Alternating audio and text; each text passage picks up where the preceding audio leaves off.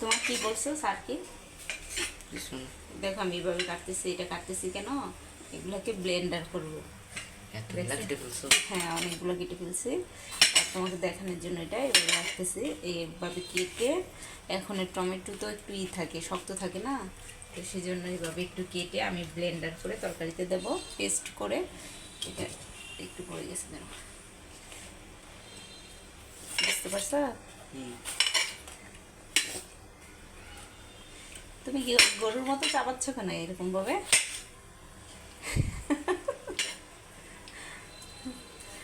না, মজা করছি আম্মু। না, আমি সুইচ দিই নাই তো, তুমি ব্লেন্ডার ছাড়লে তো হবে না।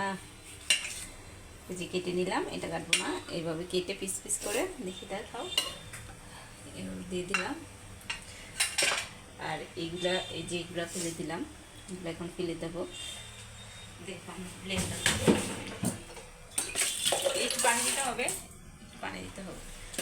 এবার দিয়ে দাও, আমি সুইচটা অন করে দিচ্ছি। দেখাও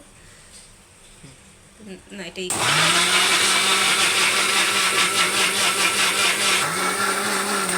তুমি তো পারছো। দেখি কিরকম হয়েছে, একটু খুলে দেখি। এই যে দেখছো কি সুন্দর পেস্ট হয়েছে। কারণ এখন টমেটো একটু শক্ত থাকে, অনেক সময় কোলেস্ট্রলের টমেটোও পড়ে, তো সেই জন্য এই টমেটোটা তরকারিতে এভাবে পেস্ট করে দিলে, অবশ্যই টমেটোটা কাটার আগে ভালো কিনা সেটা একটু কেটে দেখে নিতে হবে। না হলে আবার অনেক সময় দেখা যায় যে আমি করবো, হয়ে গেছে তো তুমি এটা রাখো, একটু করে দাও, তুমি আরেকটু দাও, এটা আরেকটু পেস্ট হবে। না হলেও চলে, আমার ছেলে দিচ্ছে।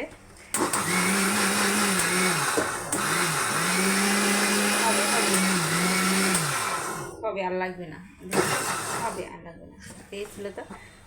ভালোভাবে পেস্ট হয়েছে। এখন আমি এই যে কষানো তরকারিতেই দিয়ে দেবো, একটু দিয়ে দিচ্ছি। আমরা অনেক সময় কেটে দিই না তরকারিতে, তো এটা কাটার প্রয়োজন নেই, একদম পেস্ট করে দিয়ে দিলাম। যে সুন্দর কালারও চলে আসছে।